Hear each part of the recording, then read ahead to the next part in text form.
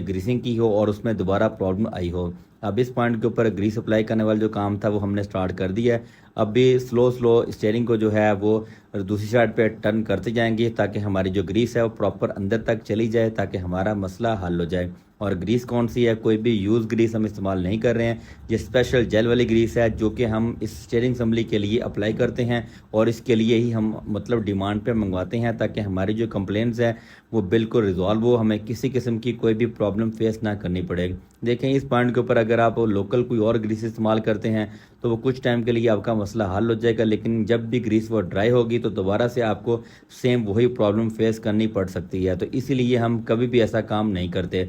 Greece कौन सी वाली है मैंने पहले भी काफ़ी सारी वीडियोस के अंदर आपको बताया हुआ है, लेकिन आज दोबारा से मैं आपको बता देता हूँ कि ग्रीस कौन सी वाली है, उसके अंदर हम कैसे इस्तेमाल करते हैं। ग्रीस मेन किस पॉइंट के ऊपर